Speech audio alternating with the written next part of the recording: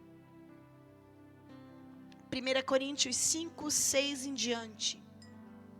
Olha esse texto, irmãos, para que nós venhamos a entender algumas coisas nessa noite.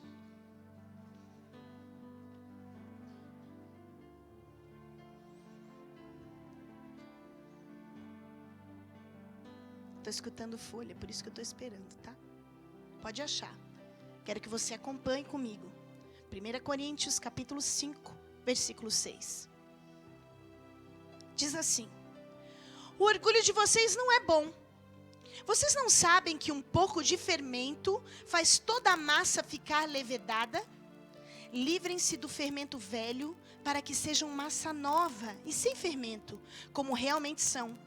Pois Cristo, o nosso Cordeiro Pascal, foi sacrificado. Por isso, celebremos a festa não com o fermento velho, nem com o fermento da maldade e da perversidade, mas com os pães sem fermento, os pães da sinceridade e da verdade. Segue. Já lhes disse por carta que vocês não devem associar-se com pessoas imorais. Com isso, eu não me refiro aos imorais deste mundo, nem os avarentos, aos ladrões, aos idólatras. Se assim fosse, vocês precisariam sair desse mundo. Preste atenção. Mas agora, eu estou lhes escrevendo para que não devam associar-se com qualquer que, dizendo-se irmão, seja imoral, avarento, idólatra, caluniador, alcoólatra ou ladrão. Com tais pessoas, vocês não devem nem comer. Vejam, irmãos, que o apóstolo Paulo, nesse texto, ele se direciona à igreja. E ele tem um cuidado muito grande, por quê? Porque durante muitos anos, nós sabemos disso, eu não estou aqui para criticar denominações, mas nós sabemos que é verdade. As pessoas, quando vinham para Cristo, elas se sentiam, de certa forma, como melhores. Agora eu sou evangélico, eu sou crente. E ultimamente, eu já não gosto da palavra crente. Agora as duas estão me gerando assim um pouco de... Sabe? Porque se tornaram marcas, e marcas de preconceito ainda. Quando você fala, eu sou crente, a pessoa já torce o bico para você. E as pessoas aí fora torcem o bico exatamente por gente abusada, gente soberba, que quando colocava uma Bíblia embaixo do braço, duvido quem aqui já não conheceu há anos atrás, pessoas que se acham melhores, pessoas que foram para a igreja e acham agora que podem julgar os outros. O apóstolo Paulo está deixando bem claro que não é para a igreja deixar de ter amizade com as pessoas pelo pecado delas. E ele ainda diz, porque se fosse assim, vocês iam ter que sair do mundo. Agora, tenham cuidado com aqueles que se dizem irmãos e partilham desses mesmos pecados. E eu tenho visto nesses últimos tempos, irmãos, pessoas que muitas vezes estão inseridas no corpo de Cristo, partilham do sangue e do corpo de Cristo, ouvem todos os meses que aquele que come e bebe indignamente, come e bebe para a sua própria condenação, e dia após dia tem praticado coisas piores do que aqueles que estão lá fora. Eu preciso abrir um parênteses para que todos nós possamos refletir nessa noite. Eu citei pecados terríveis, mas na Bíblia não existe pecadinho e pecadão. Na Bíblia não existe esse tipo de coisa. Então, se nós dizemos servir a Deus, mas mentimos constantemente, e tem gente que é tão mentirosa, eu fico olhando para a cara às vezes, é tão mentirosa, você conhece alguém aqui assim? Que mente tanto que acredita na própria mentira? É inacreditável. Mas existe. Existe lá fora, mas não deveria existir aqui dentro. E só tem um detalhe, irmãos. Não me dá alegria profunda pregar isso. E para nós, eu volto a dizer, seria melhor que a gente pregasse outro tipo de coisa. Mas como eu li antes, a verdadeira igreja, ela traz os santos à atenção. E eu creio que se você está aqui nessa noite, se você veio partilhar, você não veio por mera tradição. Você veio porque você anseia uma vida melhor com Deus. Porque você anseia ter uma vida de caráter diante do Senhor. Aquilo que você praticou lá atrás, a palavra de Deus diz que o Senhor vem naquele dia. Quando você aceita Cristo, quarta-feira foi um momento tão lindo aqui. Eu não havia preparado aquilo, a direção da palavra não era para naquela, mas o Senhor trabalhou de uma forma, e no final nós vimos, acho que tinha 7 ou 8 pessoas que entregaram as suas vidas ao Senhor Jesus pela primeira vez, porque eu deixei isso bem claro, somente aqueles que nunca tivessem feito aquela oração, vieram a Cristo com lágrimas nos olhos. Você lembra desse momento que você passou? Eu quero que você traga a tua memória agora. Quando as lágrimas vieram aos teus olhos, você disse, eu quero esse Deus. Eu quero conhecer esse Deus que muda a história das pessoas. E você veio, e você aceitou, e a partir daquele momento o Senhor começou, o Espírito Santo começou a trabalhar na tua vida. E aí chegou o grande dia, o dia do batismo. E você desceu as águas. Eu lembro, eu tinha 13 para 14 anos, eu lembro. O meu foi numa praia, lá em Florianópolis. E eu estava nervosa.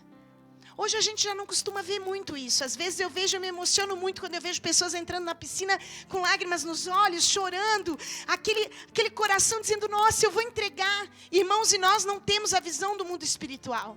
Mas literalmente quando acontece aquele momento, a pessoa desce suja, espiritualmente falando, e levanta uma nova criatura. E aí pela palavra de Deus, as coisas velhas se passaram e tudo se faz novo. Começa um novo processo, isso não quer dizer que a nossa vida vai ser um mar de rosas, não. Você começa a enfrentar as lutas, muitas vezes os velhos problemas, os velhos pecados batendo à nossa porta. Mas agora nós já não temos mais a desculpa daqueles que estão lá fora. Porque agora nós já aceitamos a Cristo, o convidamos para entrar em nós. E o Espírito Santo vive em nós. E Ele é a voz de comando. Ele é a voz que diz, não caminhe por aí, filho. Não vá nessa direção. E eu quero te perguntar se nessa noite, o que você tem feito com essa voz? Hoje eu quero tirar esse mito que está se gerando do evangelho do meio termo. Calma, vai com jeitinho, porque senão o irmãozinho vai se desviar. Já está desviado há muito tempo e não sabe. Já está no pecado há muito tempo e não sabe. Aí a gente vai para uma igreja mais da doutrina, que a gente conversava no ITQ, aquela igreja do fogo, sabe? E aí a gente diz, não, lá é muito radical. Irmãos, eu tenho o link de uma pregação que foi ministrada nos Gideões Missionários por uma mulher. Meu Deus do céu, para mim foi a melhor que eu já ouvi esse ano. Mas nós temos preconceito, né? Nós agimos muitas vezes, não, é muito forte, é muito duro, é muito pesado. Irmãos, eu fui pesquisar, irmãos, quantos textos na palavra de Deus nos alertando. Não vos engane, não se engane, nós temos que despertar, nós temos que ter uma vida segundo o caráter de Cristo. E eu não estou te chamando aqui para a perfeição, mas eu quero te dizer o que o mundo está esperando de nós. O mundo está esperando de nós uma conduta diferente do que se vive lá fora. E o que eu tenho visto pessoas que seria melhor que estivesse lá fora, porque têm envergonhado o evangelho. E sabe o que acontece, irmão? Se você não sabe, eu vou te contar. Quando as pessoas vêm contar bomba, elas ainda dizem assim, meu Deus, que igreja é essa? O que esse pastor ensina? Ou seja, sobra para quem, irmãos? A culpa é de quem? Ai. Você tem uma responsabilidade, a nossa responsabilidade é fazer o que eu estou fazendo aqui nessa noite. Em amor te chamar a atenção, eu não tenho prazer nisso. Mas eu sei que a glória de Deus vai ser completa na tua vida quando você entender esses princípios. Anote esses textos que eu estou lendo e anote e leia em casa. Mas está na hora de nós termos vergonha e honrarmos. Como eu li agora aqui na introdução, não se trata de um espírito de crítica e de censura, mas nós precisamos despertar um senso de comportamento bíblico que faça justiça a Cristo e que não envergonhe o evangelho. Olha, irmãos, eu cantei até agora e eu tenho orado a Deus porque eu tenho visto que nos últimos tempos nós temos nos endurecido. Eu não lembro se foi num culto que eu falei isso ou no ministério de louvor, mas antigamente, se a gente colocasse aqui o filme da Paixão de Cristo, sabe aquele filme que o Mel Gibson produziu?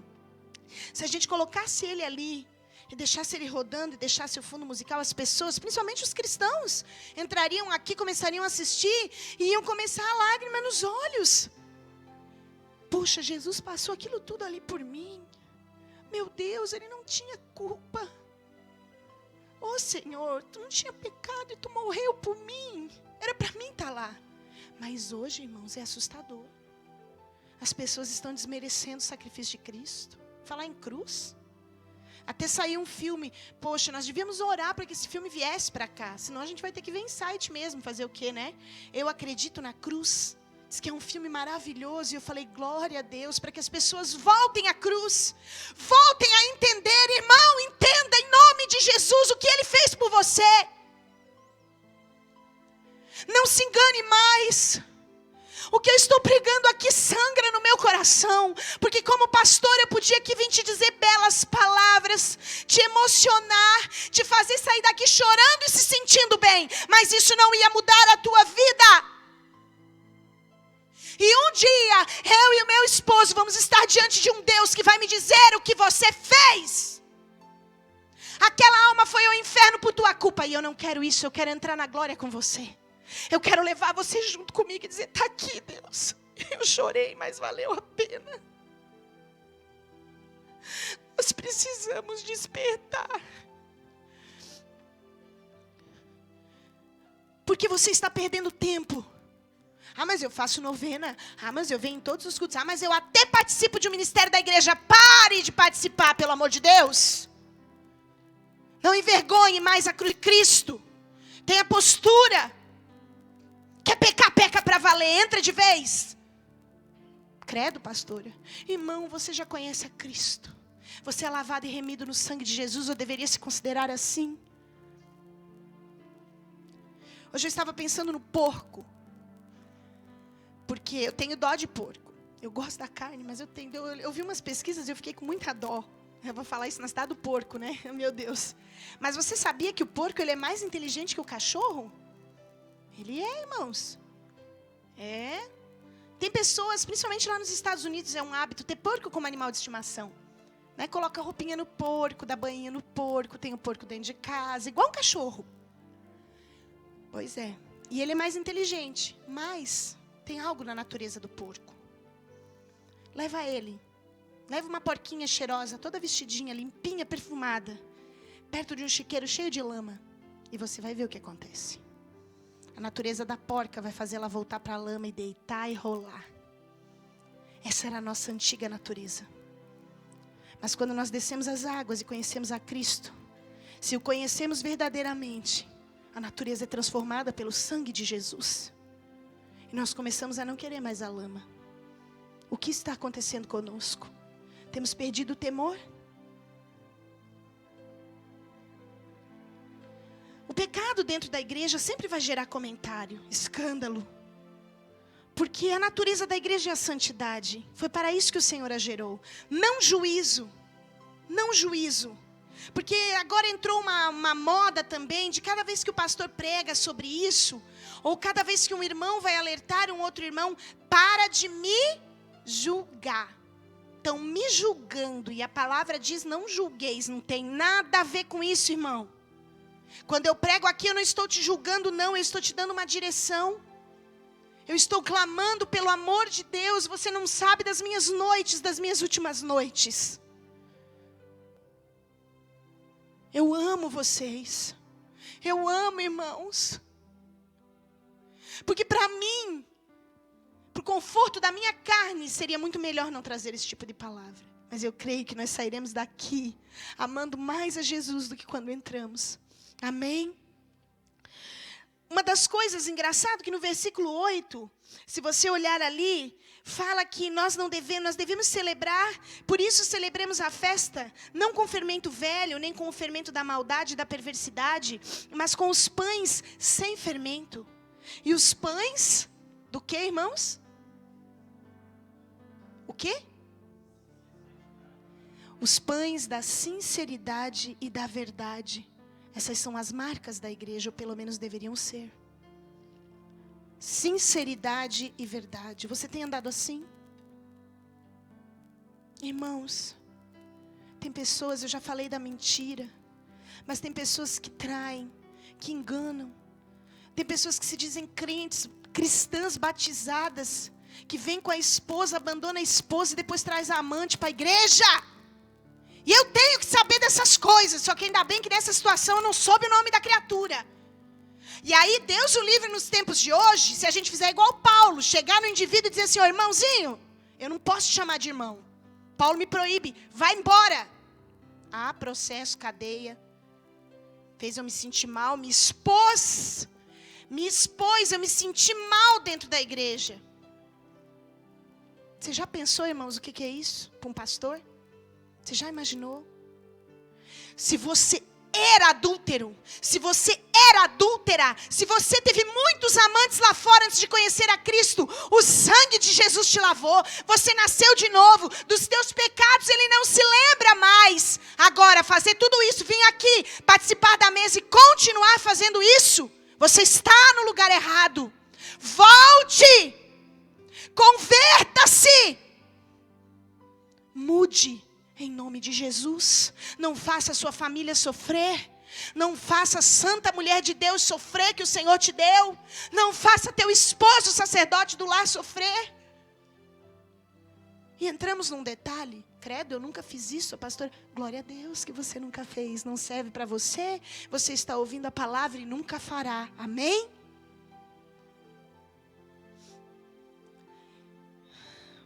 Eu quero ler também 1 Coríntios 6. Sabe por que eu separei esses textos? Para que você veja que aquilo que eu estou falando está totalmente embasado na palavra de Deus. Não é nada meu. 1 Coríntios 6, versículo 9.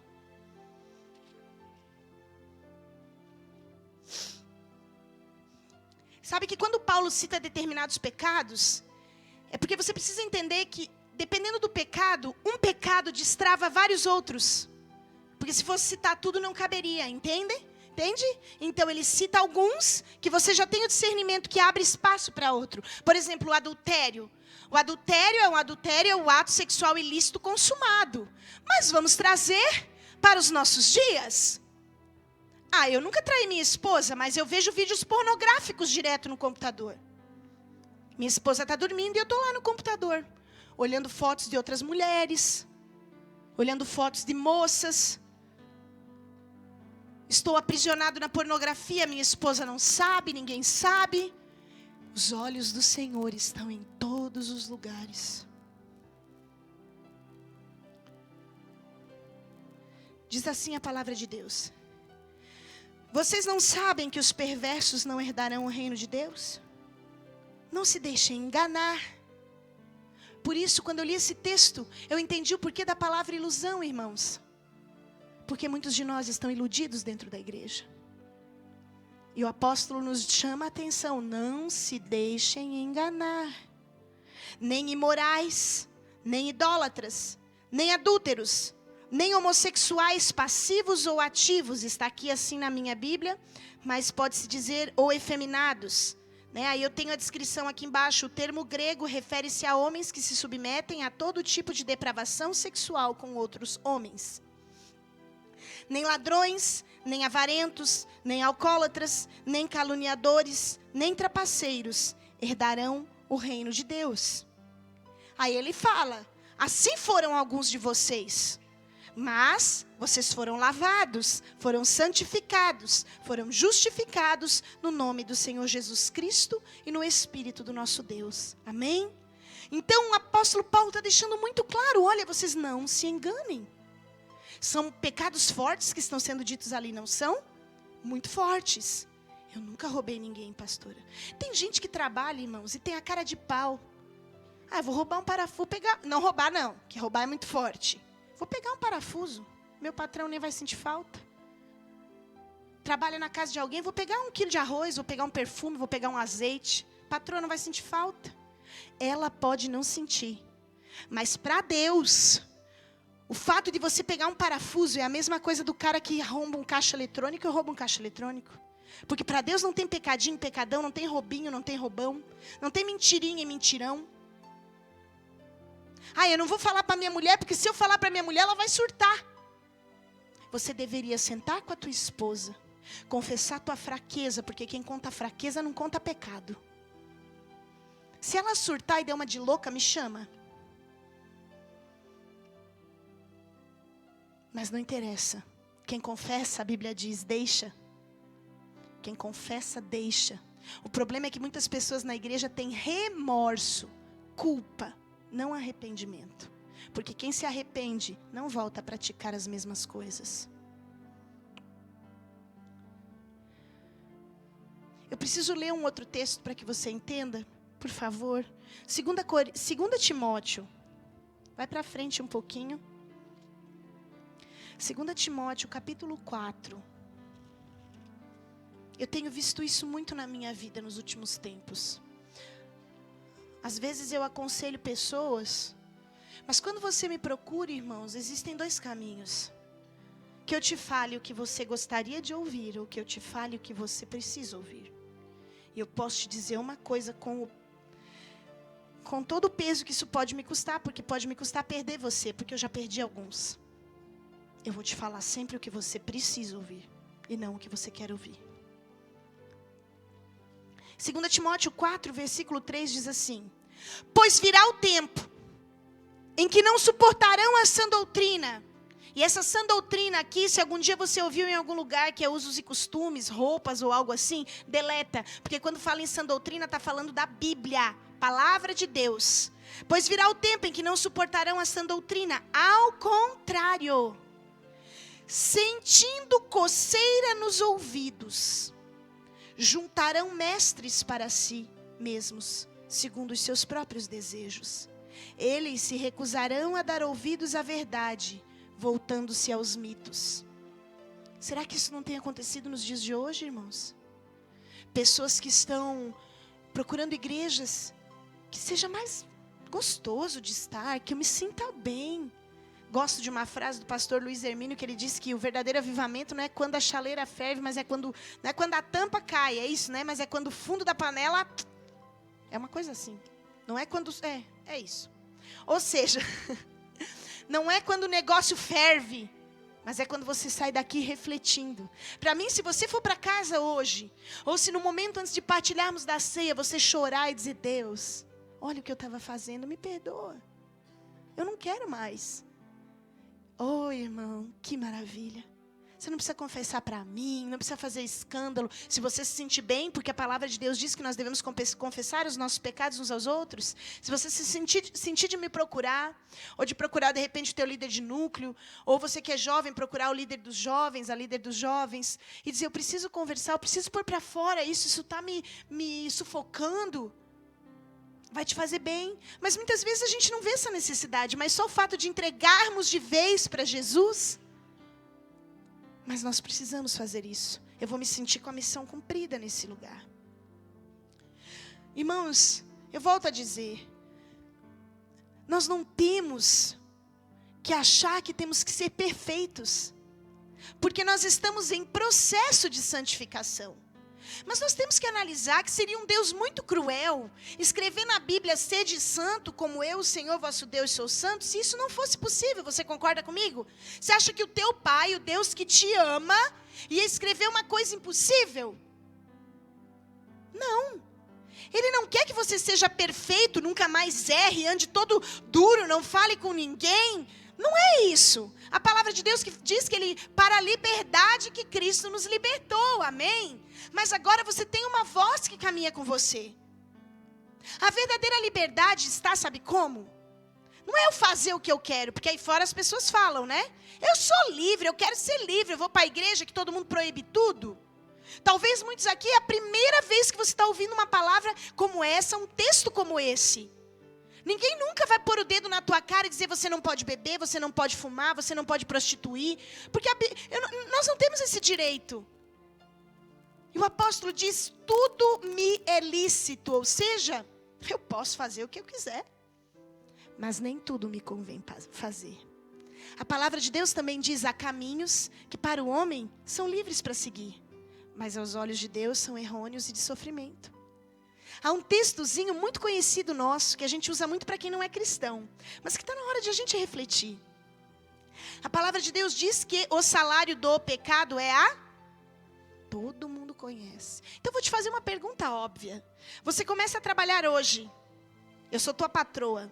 Hoje no fim do dia eu vou te chamar e vou dizer: Tássia, por favor, quanto que eu te falei que você ia ganhar por mês?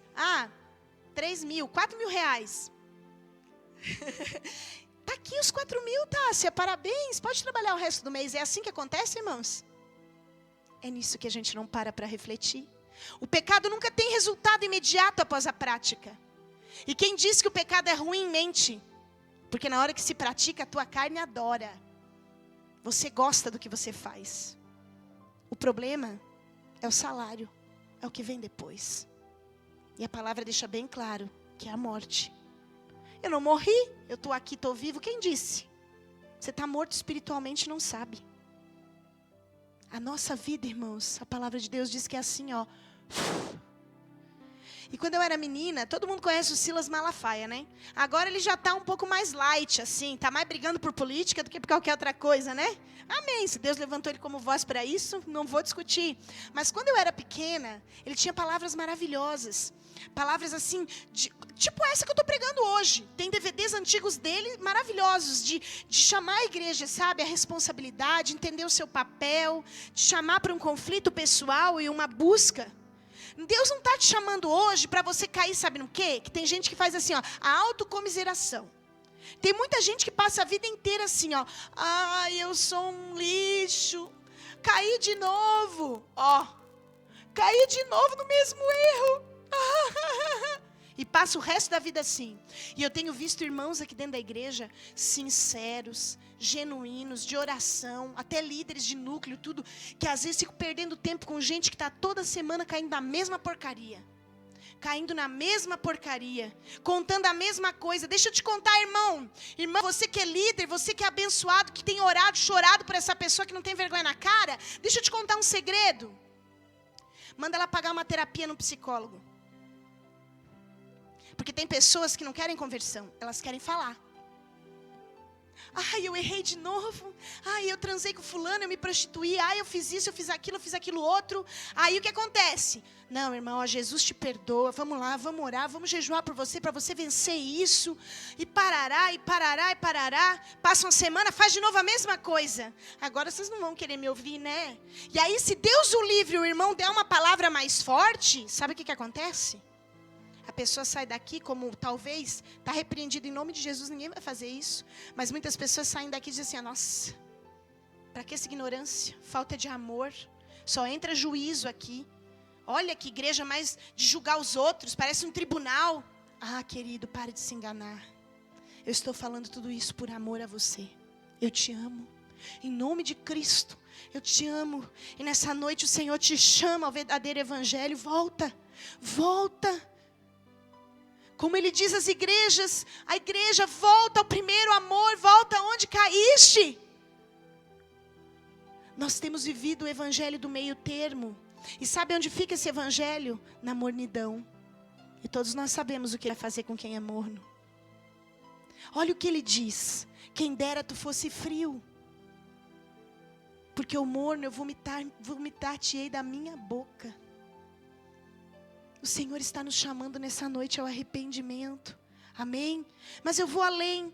Eu prometo que nós já vamos encerrar. Eu quero que leia com você Hebreus. Segue um pouquinho para frente aí. Depois de 2 Timóteo. Hebreus 10, 26. Tudo isso é para que você guarde esses textos. Se você quiser anotá-los, depois você pede para mim. Você vai levar para casa e vai fazer desses textos o teu devocional da semana. E o Senhor vai te fortalecer. Há pessoas aqui que estão com áreas da vida amarradas há muitos anos e às vezes até questionam a Deus. Por que, Senhor? Por quê? Hoje você está entendendo por quê.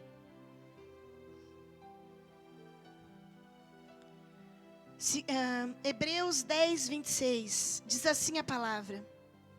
Se continuarmos a pecar deliberadamente, depois que recebemos o conhecimento da verdade, já não resta sacrifício pelos pecados, mas tão somente uma terrível expectativa de juízo e de fogo intenso, que consumirá os inimigos de Deus. Olha isso. Quem rejeitava a lei de Moisés morria sem misericórdia, pelo depoimento de 2 ou 3 testemunhas, ou seja, no tempo de Moisés era assim que funcionava. Quão mais severo castigo, julgam vocês, merece aquele que pisou os pés, o Filho de Deus, profanou o sangue da aliança pelo qual ele foi santificado e insultou o Espírito da graça? Pois conhecemos aquele que disse: a mim pertence a vingança e eu retribuirei. E outra vez o Senhor julgará o seu povo. Terrível coisa é cair nas mãos do Deus vivo. O Senhor deseja acrescentar na tua casa e na tua família como nunca. Porque há promessas na Bíblia que são para nós. Uma delas, que é tão linda, diz assim: o Senhor te fez por cabeça e não por cauda. A palavra de Deus também disse que as bênçãos do Senhor virão sobre ti e te alcançarão. Olha que maravilhoso, enquanto todo mundo corre atrás do milagre, você não vai precisar correr, elas é que vão vir e cair sobre você. Quem que não quer isso? Só que nós precisamos entender esse princípio nessa noite, para que se destrave isso na tua vida, para que talvez até hoje você não entendeu. Irmão, deixa eu te contar, tem pessoas que estão em cativeiros espirituais aqui há muito tempo. Sabe o que é cativeiro espiritual? Aquele pecado que você já tinha antes de vir para Cristo. Só que deixa eu te contar uma novidade nessa noite. A porta da jaula foi aberta. Jesus pagou o preço, destravou, está abrindo e está te chamando para fora faz tempo e você insiste em permanecer lá dentro. Eu renuncio tudo que é impuro. Eu renuncio a carne. Eu renuncio o mundo. Olha a letra dessa música. E os sonhos que não te glorificam, Senhor. Eu renuncio, não por medo, eu renuncio por amor. Tem pessoas que se entregarem coisas e situações nessa noite. Segunda-feira, coisas que você está esperando há muito tempo. Já fez milhares de novenas, já chorou, já jejuou, já fez isso, já fez aquilo. Vão destravar. E para encerrar verdadeiramente, 1 João 2,15. Aconselhando alguns líderes que me falavam sobre isso, eu falei: sabe, queridos, por amor a gente maquia muita coisa. Para não perder a pessoa, porque se apegou à pessoa. E eu louvei a Deus e louvo a Deus pela vida do pastor Facundo, que me ensinou algo profético, profundo, que ele disse que quando nós amamos alguém, quando nós nos unimos a alguém por propósito, nós não deixamos mais dessa pessoa, independente do que acontecer. Ele está falando muito sobre liderança, mas quando nós nos unimos pelo reino de Deus, por exemplo, mesmo que eu venha te entristecer ou você me entristecer, a gente se perdoa e permanece firme, porque há um propósito lá na frente. Mas nós, que somos seres humanos, acabamos colocando, envolvendo a nossa alma, muitas vezes, quando cuidamos de alguém.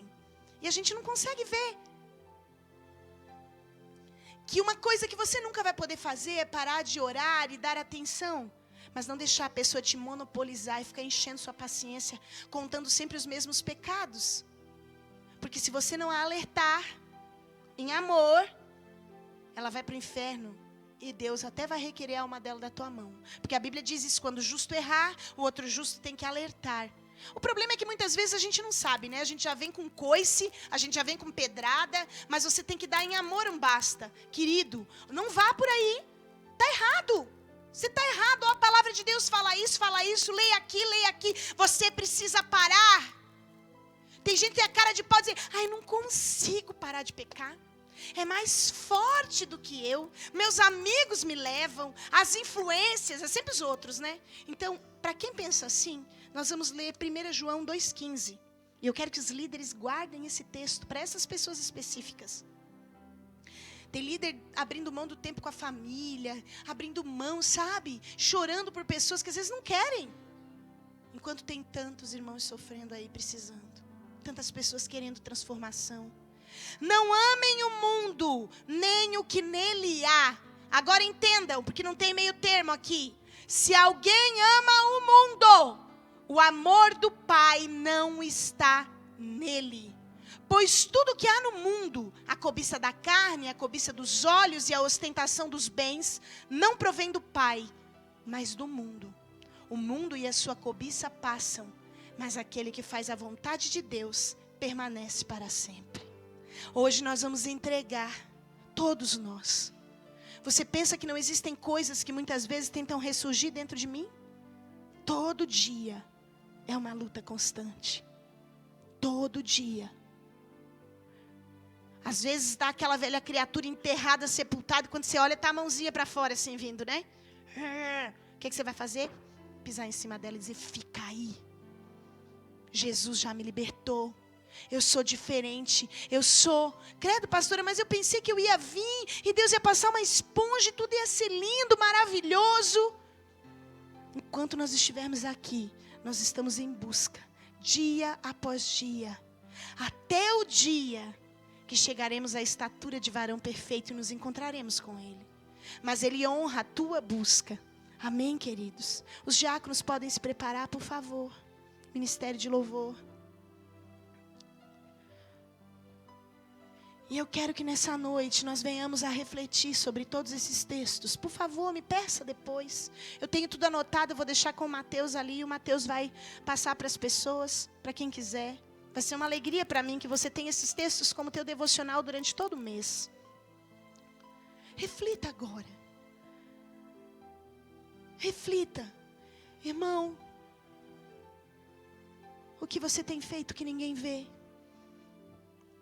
E que tem te afastado tanto de Deus e tem te feito viver uma vida mentirosa. Tem te feito viver uma vida cristã hipócrita. Eu não quero isso para você. Jesus não quer isso para você. Novas dificuldades surgirão ao longo do caminho e todas o Senhor te fortalecerá e te dá forças para vencer. Mas chega de permanecer nas mesmas coisas. Às vezes nós perguntamos ao Senhor o que devemos fazer para que a nossa vida mude. E o Senhor está dizendo: organize teu tempo, cuide da tua casa, cuide da tua família, organize suas contas, ame sua esposa, ame seu marido, ame seus filhos. Você vencerá Satanás. Ajude na igreja.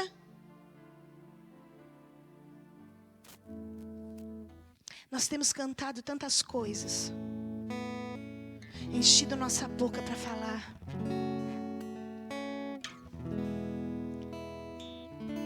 Ele nos chama. Há pessoas que gostam muito. Nos últimos tempos o Senhor tem falado muito isso comigo, porque eu gosto muito de estudar. Não tanto quanto meu esposo, mas eu gosto.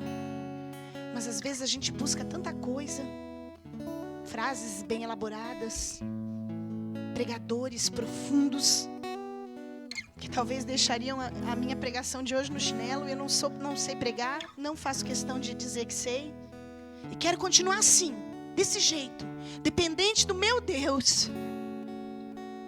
Tenho dito todos os dias para Ele: Senhor, eu só quero trazer aquilo que me confronta.